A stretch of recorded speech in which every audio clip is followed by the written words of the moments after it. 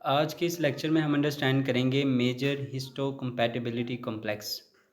हमें आइडिया है कि हमारी बॉडी में टू स्पेशल टाइप के सेल्स प्रेजेंट होते हैं जिनको हम B cells and T cells कहते हैं। ये स्पेसिफिकली इन्वॉल्व होते हैं बॉडी में से फॉरेन एंटीजन को रिमूव करने में, लेकिन इन दोनों का जो वर्किंग प्रिंसिपल है वो थोड़ा सा डिफरेंट है। वो किस तरह से, बी सेल्स की सरफेस के ऊपर एक स्पेशल टाइप का रिसेप्टर प्रेजेंट होता है जिसको हम कहते हैं BCR, यानी ये है बी सेल रिसेप्टर। ये बी सेल रिसेप्टर एक्चुअली होता क्या है, ये मेम्ब्रेन बाउंड एंटीबॉडीज़ होती हैं, एंटीबॉडी। और एंटीबॉडी के बारे में हमें पता है कि ये डायरेक्टली एंटीजन को रिकॉग्नाइज करते हैं और उसको बॉडी से रिमूव करते हैं। तो बी सेल्स की सरफेस के ऊपर BCR यानी बी सेल रिसेप्टर्स डायरेक्टली किसी भी फॉरेन एंटीजन को रिकॉग्नाइज करते हैं और उसको बॉडी से रिमूव करते हैं। बट टी सेल्स के पास ये एबिलिटी नहीं होती। टी सेल्स डायरेक्टली रिकॉग्नाइज नहीं कर सकते फॉरेन एंटीजन को, इनको एक हेल्पर की ज़रूरत होती है। उस हेल्पर को हम कहते हैं MHC यानी मेजर हिस्टोकम्पैटिबिलिटी कॉम्प्लेक्स। अब होता क्या है कि कोई भी फॉरेन एंटीजन बॉडी के अंदर आया, उस फॉरेन एंटीजन को टी सेल्स डायरेक्टली रिकॉग्नाइज नहीं करते, बट स्पेशल टाइप के सेल्स जिनको हम APCs कहते हैं यानी एंटीजन प्रेजेंटिंग सेल्स। ये कौन कौन से सेल्स होते हैं? ये मैक्रोफेजिस, ये डेंड्रिटिक सेल्स होते हैं और ये होते हैं बी सेल्स। तो ये तीनों टाइप के सेल्स क्या करते हैं, ये फॉरेन एंटीजन को रिकॉग्नाइज करते हैं। और जिस तरह से मैक्रोफेजेस की अगर स्पेसिफिकली बात करें तो वो उस फॉरेन एंटीजन को फेगोसाइटोज करते हैं और उसकी प्रोटीन को प्रेजेंट करते हैं अपनी सरफेस के ऊपर। Let's say this is a macrophage, इसने इस फॉरेन एंटीजन को फेगोसाइटोज किया। फेगोसाइटोज करने के बाद उसकी डाइजेशन हुई और डाइजेशन करने के बाद इसने एक स्पेशल टाइप के कॉम्प्लेक्स के थ्रू, मॉलिक्यूल्स के थ्रू उस प्रोटीन को या उस एंटीजन को अपनी सरफेस के ऊपर एक्सप्रेस कर दिया। अब टी सेल्स आते हैं और टी सेल्स अपने टी सेल रिसेप्टर के through, let's say this is T cell receptor, TCR जिस तरह से था उस तरह से, जिस तरह से BCR हमने पढ़ा, इसी तरह से TCR यानी टी सेल रिसेप्टर इस एंटीजन को रिकॉग्नाइज करता है और इसको बॉडी से रिमूव करता है थ्रू डिफरेंट मैकेनिज़म्स। तो असल में ये जो कॉम्प्लेक्स है जिसके बारे में हमने अभी बात की, which is called MHC major histocompatibility complex, यानी ये वो हेल्पर मॉलिक्यूल है। अगर ये प्रेजेंट होगा तो ये एंटीजन को रिकॉग्नाइज करेगा, उसको प्रेजेंट करेगा to the T cells and after that T cells इस काबिल होंगे कि वो उस एंटीजन को बॉडी से रिमूव कर सकेंगे। तो होता क्या है, इसको सिंप्लीफाइड वर्जन में देखते हैं। ये एंटीजन है जो किसी पर्सन की बॉडी में आया। ये एंटीजन कोई बैक्टीरिया हो सकता है, कोई वायरस हो सकता है, या कोई भी फॉरेन पार्टिकल इस पर्सन की बॉडी में आया। तो इस पर्सन की बॉडी के अंदर APCs थे। उन APCs ने क्या किया, एंटीजन प्रेजेंटिंग सेल्स ने क्या किया, इस एंटीजन को रिकॉग्नाइज किया। रिकॉग्नाइज करने के बाद वो इसको प्रोसेस करते हैं और प्रोसेस करने के बाद इसको भेज देते हैं टी सेल्स के पास। अपनी सरफेस पर प्रेजेंट करने के बाद टी सेल्स के पास भेजते हैं और टी सेल्स इसको डिस्ट्रॉय करते हैं। तो ये एक सिंपल सा वर्क फ्लो था टी सेल्स के थ्रू या MHC के थ्रू टी सेल्स को किस तरह से एंटीजन्स को प्रेजेंट किया जाता है। इसको फर्दर भी अभी हम डिटेल में अंडरस्टैंड करेंगे।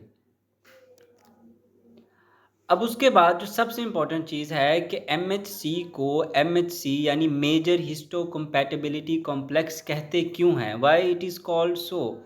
एक्चुअली ये जो टर्म है ये आई है ट्रांसप्लांटेशन बायोलॉजी से, ट्रांसप्लांटेशन बायोलॉजी से, जहाँ पर किस चीज़ को डिस्कस किया जाता है कि ऑर्गन्स को एक ऑर्गेनिज्म से दूसरे ऑर्गेनिज्म में किस तरह से ट्रांसफ़र किया जाता है, ट्रांसप्लांट किया जाता है। अब एक बात इसको अंडरस्टैंड करने से पहले कि MHC के एक पॉपुलेशन में हंड्रेड्स ऑफ जीन्स प्रेजेंट होते हैं, hundreds of alleles, hundreds of alleles present होते हैं, बट किसी भी एक पर्सन के अंदर कुछ ही अलील्स प्रेजेंट होते हैं। इसका क्या मतलब है कि एक पर्सन स्पेसिफिक टाइप के MHCs बनाएगा और वो स्पेसिफिक टाइप के MHCs स्पेसिफिक टाइप के एंटीजेंस को प्रेजेंट कर पाएंगे, जिसके रिजल्ट में क्या होगा कि उसका जो इम्यून सिस्टम है उस तरह से वर्क करेगा। लेट्स से हमारे पास एक इंडिविजुअल ये है, एक पर्सन ये है और दूसरा पर्सन ये है। इस पर्सन के सेल्स हैं, ये इस पर्सन का एक सेल है और ये दूसरे पर्सन का एक सेल है। इस पर्सन के सेल्स के ऊपर जिस तरह से अगर हम APCs की बात करें या न्यूक्लिएटेड सेल्स की बात करें, उस पर एक MHC मॉलिक्यूल प्रेजेंट है। इसी तरह से दूसरा पर्सन है, उसकी सरफेस के ऊपर ये MHC मॉलिक्यूल प्रेजेंट है। दोनों की शेप मैंने डिफरेंट इस वजह से बनाई है क्योंकि दो डिफरेंट इंडिविजुअल्स में पर्सनस के अंदर MHC के डिफरेंट अलील्स एक्सप्रेस होते हैं और डिफरेंट MHC के मॉलिक्यूल्स ही वो प्रेजेंट कर सकते हैं। तो इस पर्सन के अंदर ये MHCs प्रेजेंट हैं और ये MHCs इस पर्सन के सेल्स के ID कार्ड्स हैं।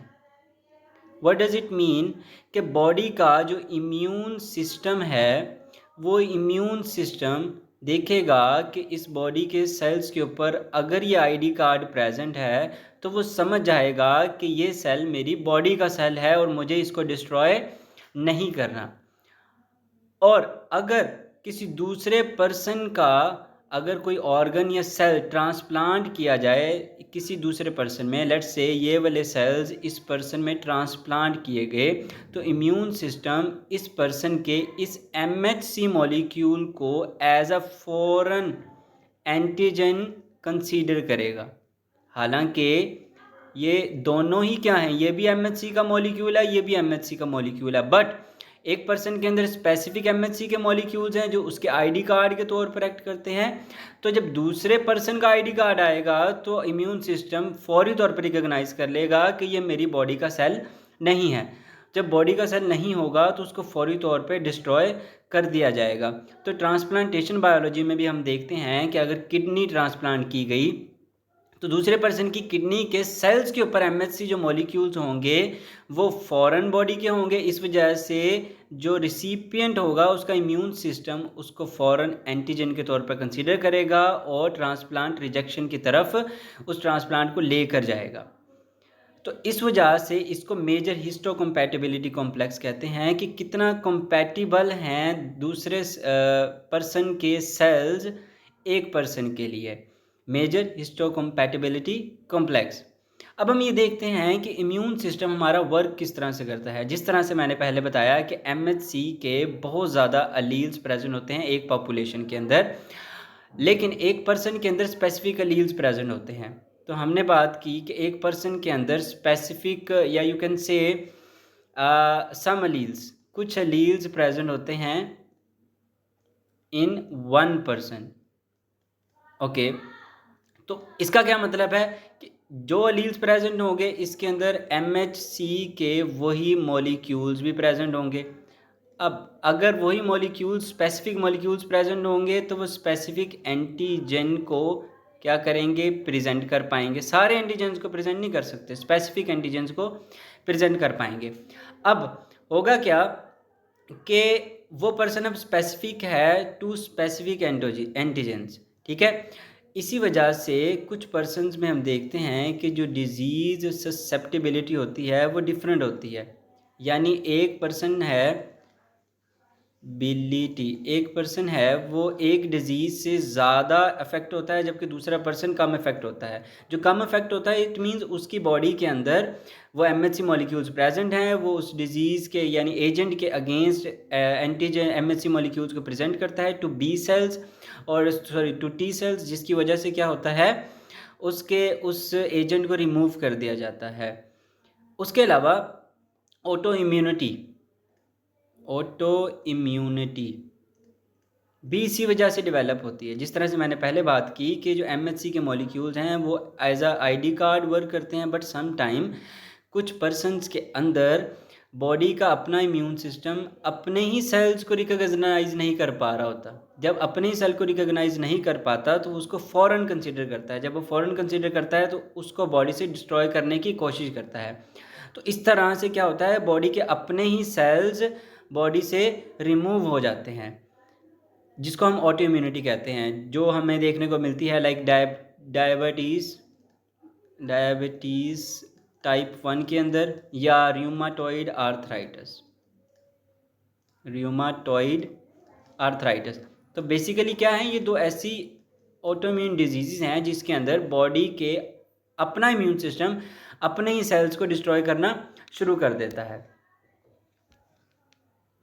उसके बाद टाइप्स ऑफ एमएचसी की बात कर लेते हैं कि एमएचसी की बेसिकली 2 टाइप्स हैं अगर स्पेसिफिकली देखें। अब उनमें डिफरेंस क्या क्या है, वो 3 पैरामीटर्स हैं जिन बेसिस पर हम एमएचसी की क्लास 1 और क्लास 2 में डिफ्रेंशिएट करते हैं। फर्स्ट वन ये कि वो किन सेल्स के ऊपर प्रेजेंट है। एमएचसी का जो एक कॉम्प्लेक्स है, एक मॉलिक्यूल है, वो किन सेल्स के ऊपर प्रेजेंट है। तो क्लास 1 के जो मॉलिक्यूल हैं वो ऑल न्यूक्लिएटेड सेल्स के ऊपर प्रेजेंट होते हैं। ऑल न्यूक्लिएटेड सेल्स, तो बॉडी के अंदर जितने भी न्यूक्लिएटेड सेल्स होंगे उनके अंदर जो एमएचसी का मॉलिक्यूल प्रेजेंट होगा या वो जिस एमएचसी के थ्रू एंटीजन को प्रेजेंट करेंगे वो कौन सा होगा, एमएचसी क्लास 1। अब न्यूक्लिएटेड सेल्स की बात की है तो इट मीन्स आरबीसीज, जो मेच्योर आरबीसीज होते हैं उनके पास एमएचसी क्लास 1 का मॉलिक्यूल नहीं होगा। क्यों? क्योंकि ये क्या है, न्यूक्लिएटेड सेल्स नहीं होते। और अगर क्लास 2 की बात करें तो ये एपीसीज के ऊपर प्रेजेंट होते हैं। ये मैंने पहले भी डिस्कस किया, APCs antigen presenting cells like macrophages, dendritic cells और बी सेल्स, उनकी सरफेस के ऊपर जो एमएचसी का मॉलिक्यूल प्रेजेंट होता है to present antigen, foreign antigen, वो कौन सा होता है, क्लास 2 का, एमएचसी क्लास 2। उसके अलावा अब सेकंड डिफरेंस किस बेस पर आता है कि वो किस टाइप के एंटीजन को प्रेजेंट कर रहे हैं। तो जो क्लास 1 के जो मॉलिक्यूल्स हैं वो एंडोजीनियस एंटीजन को प्रेजेंट करते हैं और ये एक्सोजिनस या एंडोजिनस भी पढ़ते हैं इसको।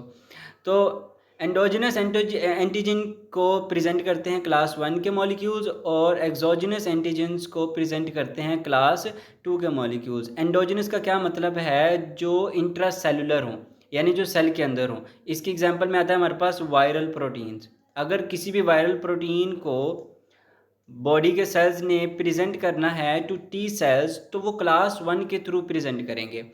और अगर कोई भी बैक्टीरिया बॉडी के अंदर एंटर हो गया है तो एपीसीज यानी मैक्रोफेजीज उसको क्या करेंगे, फैगोसाइटोज करेंगे और उसको उसकी जो एंटीजन्स होंगी उसको प्रेजेंट करेंगे।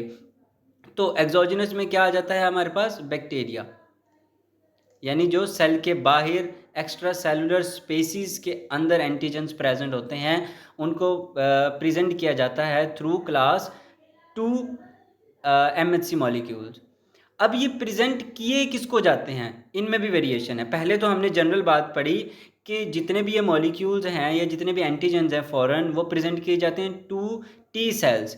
बट टी सेल्स की भी आगे क्लासेस हैं, उनमें से जो क्लास 1 जिनको एंटीजन प्रेजेंट करते हैं वो है CD8 प्लस टी सेल्स, जिनका एक दूसरा नाम क्या है, साइटोटॉक्सिक टी सेल्स। तो जितने भी न्यूक्लिएटेड सेल्स हैं वो वायरल प्रोटीन्स या एंडोजिनस एंटीजन को CD8+ टी सेल्स को प्रेजेंट करते हैं और इनकी प्रॉपर्टी क्या है, ये फौरी तौर पर डिस्ट्रॉय कर देते हैं, किल कर देते हैं उस सेल को जो उस एंटीजन को क्या कर रहे हैं, प्रेजेंट कर रहे हैं। इसी तरह से क्लास 2 के जो मॉलिक्यूल्स हैं वो CD4+ टी सेल्स को प्रेजेंट करते हैं एंटीजन को। और CD4+ टी सेल्स कौन से होते हैं, ये हेल्पर टी सेल्स हैं।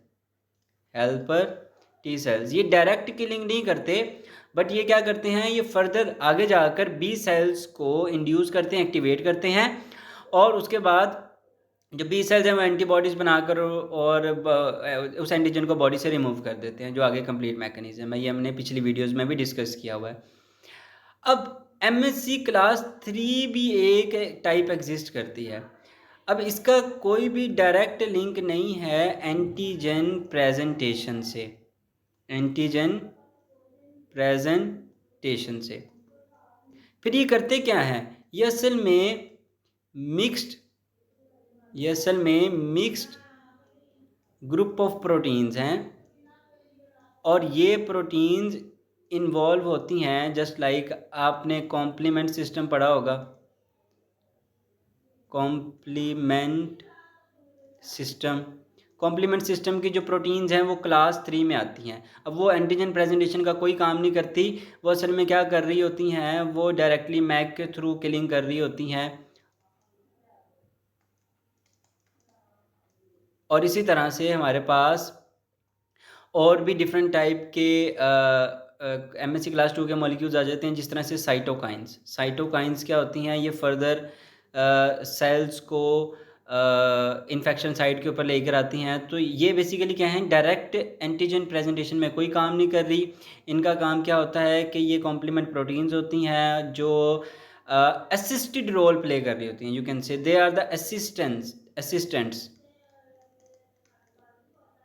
और उस मैकेनिज्म को क्या करती हैं, ये फास्ट कर रही होती हैं। तो ये एक जनरल सा ओवरव्यू था क्लास 1 का और क्लास 2 का, जिसमें हमने देखा कि क्लास 1 के मॉलिक्यूल्स न्यूक्लिएटेड सेल्स के ऊपर प्रेजेंट है, क्लास 2 के मॉलिक्यूल्स APC यानी एंटीजन प्रेजेंटिंग सेल्स के ऊपर प्रेजेंट होते हैं। जो एंटीजन की टाइप होती है क्लास 1 के अंदर वो एंडोजिनस, और क्लास 2 में exogenous which includes bacteria and fungi वगैरह। और ये किनको प्रेजेंट किए जाते हैं, CD8+ टी सेल्स को, यानी साइटोटॉक्सिक टी सेल्स को इनको प्रेजेंट किया जाता है, जबकि क्लास 2 को CD4+ टी सेल्स को प्रेजेंट किया जाता है। आगे MSC के स्ट्रक्चर को हम अंडरस्टैंड करते हैं कि MSC का स्ट्रक्चर किस तरह से होता है। तो हमने पहले देखा कि जो जितने भी टाइप के सेल्स हैं, जिस तरह से हमने देखा, उन सेल्स की सरफेस के ऊपर एक ख़ास किस्म का मॉलिक्यूल प्रेजेंट होता है जिसको हम MHC कहते हैं, MHC। और टी सेल्स जो हैं, इनकी सरफेस के ऊपर भी एक रिसेप्टर प्रेजेंट होता है जिसको हम कहते हैं TCR, टी सेल रिसेप्टर। अब होता क्या है कि जो टी सेल रिसेप्टर है ये डायरेक्टली इस फॉरेन एंटीजन को रिकॉग्नाइज नहीं कर सकता। तो जितने भी APCs हैं या न्यूक्लिएटेड सेल्स, क्लास 1 के केस में न्यूक्लिएटेड सेल्स जो हैं वो MHC के थ्रू इस एंटीजन को प्रेजेंट करते हैं, और ये TCR फिर इसको रिकॉग्नाइज करता है, और इसकी रिकॉग्निशन के केस में इसको फिर बाद में डिस्ट्रॉय कर दिया जाता है बाय डिफरेंट मैकेनिज़म्स। अब ये जो MHC का मॉलिक्यूल है ये इधर एक स्पेशल टाइप का स्ट्रक्चर बनाता है जिसको हम ग्रूव कहते हैं। इसको हम फर्दर भी आगे डिस्कस करेंगे, ये ग्रूव है क्या और इसका क्या फंक्शन होता है।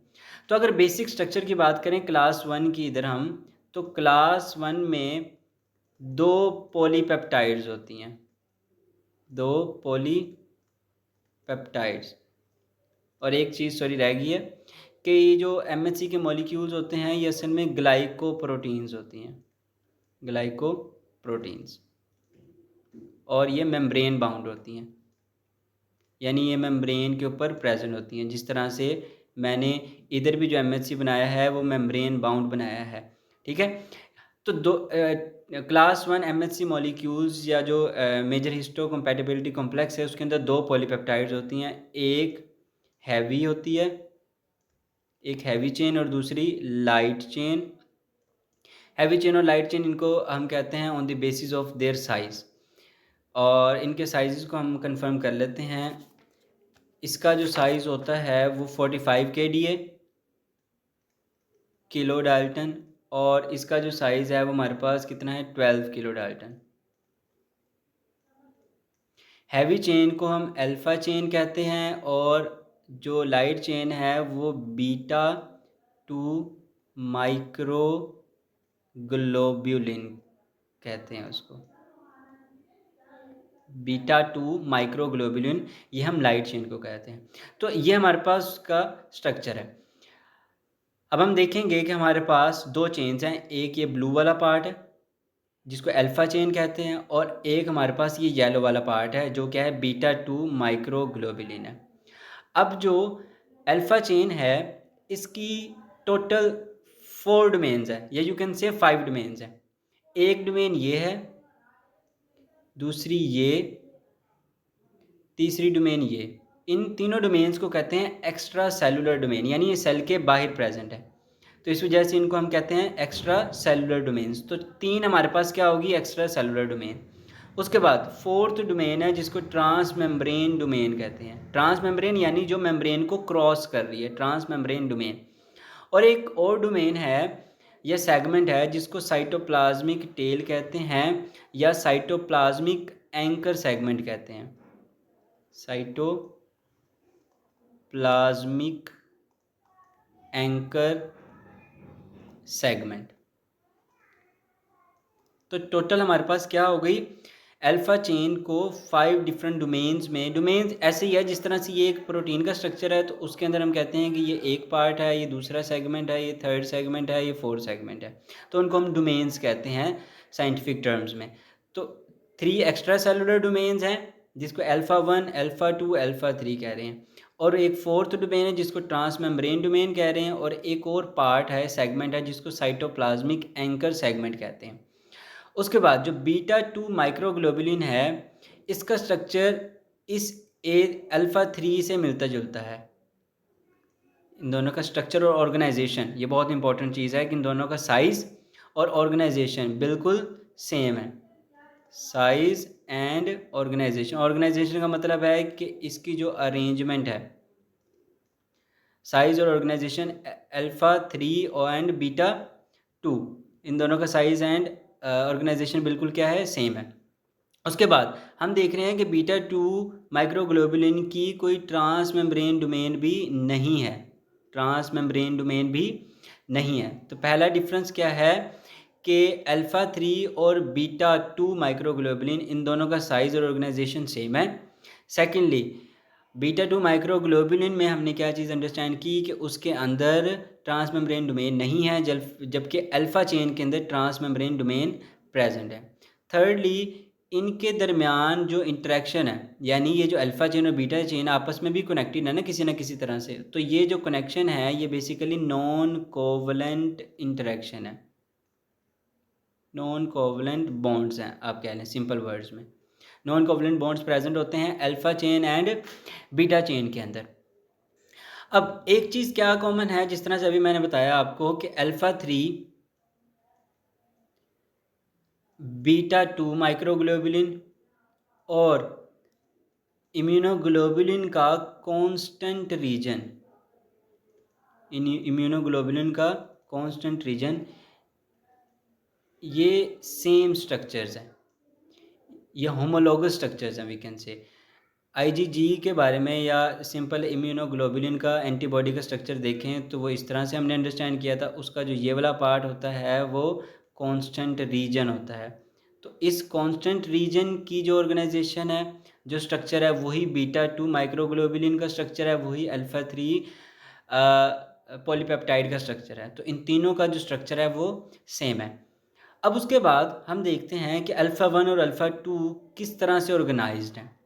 अल्फ़ा 1 और अल्फ़ा 2 ये एक दूसरे के साथ इंटरेक्ट करती हैं। ये अल्फ़ा 1 है, ये अल्फ़ा 2, ये इंटरेक्ट करते हैं और इंटरेक्ट करने के रिज़ल्ट में ये एक ग्रूव बनाते हैं, जिस ग्रूव की हमने इधर बात की।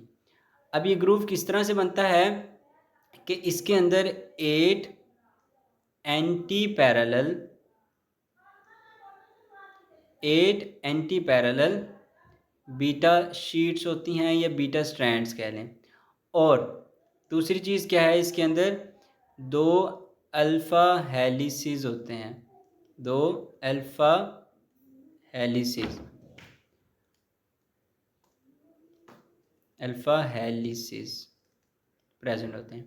अब उनकी अरेंजमेंट जब होती है तो एक ग्रूव टाइप स्ट्रक्चर बनता है। जिस तरह से ये जो 8 एंटी पैरेलल बीटा शीट्स हैं वो किस तरह से हैं, ये हमारे पास जो एरोज़ रिप्रेजेंट किया हुआ है ये 8 एंटी पैरेलल बीटा शीट्स हैं। और ये जो हमारे पास करली स्ट्रक्चर है, हेलिकल स्ट्रक्चर है, ये 2 हेलिकल हमारे पास क्या है, रीजन्स हैं। तो ये हमारे पास एक ग्रूव बनाते हैं। तो अगर हम इसको सिंपल वे में देखें तो नीचे हमारे पास होती हैं बीटा स्ट्रैंड्स, जो हमने 8 एंटी पैरेलल बीटा स्ट्रैंड्स की बात की, शीट्स की बात की, और हेलिकल स्ट्रक्चर इस तरह से प्रेजेंट होते हैं साइड्स पर। तो इस ग्रूव का जो बेस है वो कौन बना रही है, बीटा स्ट्रैंड्स, और इसकी जो साइड्स हैं वो कौन बना रहे हैं, अल्फा हेलिसेस। तो उसके रिजल्ट में हम देखेंगे इस तरह का एक ग्रूव बन गया। अब ये ग्रूव बहुत इंपॉर्टेंट है बिकॉज ये वो रीजन है जहाँ पर MHC उस पेप्टाइड को अटैच करते हैं और यही पेप्टाइड बाद में जाके प्रेजेंट करते हैं इनको टी सेल्स को। तो इधर आकर क्या होता है, वो पेप्टाइड अटैच हो जाता है इन MHC मॉलिक्यूल के साथ। और क्लास 1 के जो प्रेजेंट करते हैं उसका साइज़ होता है 8 to 10 अमाइनो एसिड, यानी 8 to 10 अमाइनो एसिड का जो पॉलीपेप्टाइड होगा या पेप्टाइड होगा, छोटा पेप्टाइड, वो इधर आकर बाइंड करेगा और फिर ये पूरा का पूरा कॉम्प्लेक्स जाकर टी सेल्स को रिप्रेजेंट किया जाएगा, जिसकी वजह से क्या होगा, जो टी सेल्स हैं वो आगे प्रोसेसिंग करेंगे इसको डिस्ट्रॉय करने की। अब एक और इम्पॉर्टेंट बात, जो अल्फ़ा 3 है रीजन, ये जो अल्फ़ा 3 बात की जिसमें हमने कहा कि ये बीटा 2 माइक्रोग्लोबुलिन से मिलता जुलता स्ट्रक्चर है, तो अल्फ़ा 3 ये हाईली कंजर्व्ड रीजन है, हाईली कंजर्व्ड रीजन है। यानी MHC क्लास 1 के डिफरेंट अलील्स जो पॉपुलेशन में प्रेजेंट हैं उनके अंदर बाकी सारी चीज़ों में डिफरेंस आ सकता है अल्फ़ा 1 और अल्फ़ा 2 के अंदर, लेकिन जो अल्फ़ा 3 है ये क्या है, कंजर्व रीजन है, ये सब के अंदर सेम है। और उसके सेम होने से वजह क्या होती है कि ये असल में बाइंड करता है CD8 रिसेप्टर के साथ, CD8 रिसेप्टर के साथ। तो होल स्टोरी क्या है कि MHC क्लास 1 का जो मॉलिक्यूल है ये प्रेजेंट किया जाता है किसको, CD8 प्लस टी सेल्स को। और जो CD8 टी सेल्स हैं, लेट्स से ये CD8 टी सेल्स हैं, इनके ऊपर एक रिसेप्टर प्रेजेंट होता है विच इज़ CD8। और ये जो A3 है ये बेसिकली अल्फ़ा 3 ये इसके साथ जाकर बॉन्डिंग करता है और असल में जो MHC के साथ और टी सेल के साथ जिन्होंने आपस में इंटरेक्शन करना होता है उसको ये स्टेबलाइज करता है। एक तो MHC ने टी सेल के साथ डायरेक्ट कांटेक्ट किया हुआ है थ्रू TCR, बट एक एक्स्ट्रा यू कैन से स्टेबिलिटी के लिए अल्फ़ा 3 बाइंड कर जाता है इस CD8 रिसेप्टर के साथ, जिससे क्या होता है, फर्दर स्टेबिलिटी आ जाती है उस स्ट्रक्चर के अंदर। अब इसी तरह से हम देखते हैं कि MHC क्लास 2 का स्ट्रक्चर किस तरह से है। अब हमें ज़रा अंडरस्टैंड करना आसान होगा। इसमें भी 2 पॉलीपेप्टाइड्स हैं, एक ये है और एक ये। इसमें 2 पॉलीपेप्टाइड्स हैं और दोनों पॉलीपेप्टाइड्स के अंदर तीनों रीजन्स हैं, यानी ये एक्स्ट्रा सेलुलर डोमेन एक चेन की, ये दूसरी चेन की एक्स्ट्रा सेलुलर डोमेन्स, यानी 2 इसके अंदर हैं और 2 ही एक्स्ट्रा सेलुलर डोमेन्स दूसरी चेन के अंदर हैं। दूसरी बात, इस चेन के अंदर भी हमारे पास ट्रांस मेम्ब्रेन डोमेन प्रेजेंट है, इसके अंदर भी ट्रांस मेम्ब्रेन डोमेन प्रेजेंट है। जबकि पिछले वाले केस में क्लास 1 के अंदर हमने देखा था कि जो बीटा 2 माइक्रोग्लोबुलिन था उसकी ट्रांस मेम्ब्रेन डोमेन नहीं थी। थर्डली, इसका साइटोप्लाज्मिक सेगमेंट भी है और इस चेन का भी साइटोप्लाज्मिक सेगमेंट है, जबकि ये लास्ट केस में यानी बीटा 2 माइक्रोग्लोबुलिन के केस में ये प्रेजेंट नहीं था जब हमने MHC क्लास 1 को अंडरस्टैंड किया था। एक डिफरेंस तो ये आ गया कि दोनों 2 पॉलीपेप्टाइड चेन्स है, दोनों के अंदर तीनों सेगमेंट्स प्रेजेंट है, तीनों टाइप की डोमेन्स प्रेजेंट है।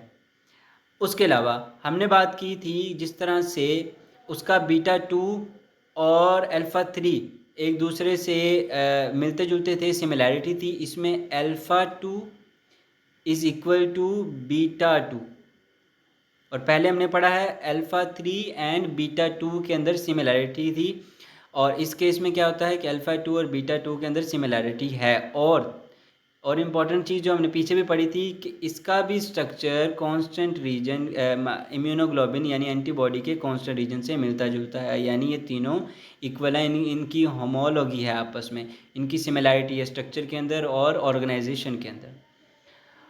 उसके अलावा जिस तरह से हमने पीछे पढ़ा था कि इन दोनों चेन्स के दरमियान में कौन सी बॉन्डिंग प्रेजेंट है, दो डिफरेंट पॉलीपेप्टाइड चेन्स पहले भी प्रेजेंट थी, उसमें हमने पढ़ा था नॉन कोवलेंट बॉन्डिंग। इसके अंदर भी नॉन कोवलेंट इंटरेक्शन प्रेजेंट है, जिस तरह से हमने एमएससी क्लास 1 के अंदर अंडरस्टैंड किया। उसके अलावा अल्फ़ा 1 और बीटा 1 इन दोनों की अगर ऑर्गेनाइजेशन की बात करें तो पहले हमने ये देखा था कि कौन कौन सी हमारे पास अल्फ़ा 1 एंड अल्फ़ा 2 ये दोनों कंबाइन होती हैं, इंटरेक्ट करती हैं, तो हमारे पास ग्रूव बनता है। अच्छा, इस केस में क्या है, ग्रूव कौन बनाएगा, अल्फ़ा 1 एंड बीटा 1।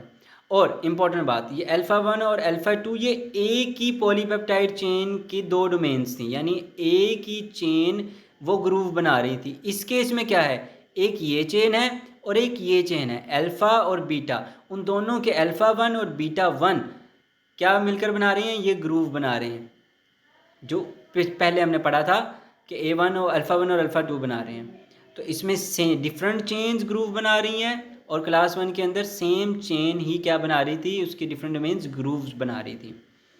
अब इसका जो ग्रूव है और क्लास 1 का ग्रूव है वो ऑलमोस्ट सेम है, जिस तरह से ये हमें इधर स्ट्रक्चर नज़र भी आ रहा है। इसमें भी 8 बीटा प्लीटेड शीट्स होंगी और 2 अल्फ़ा हेलिसेस हैं।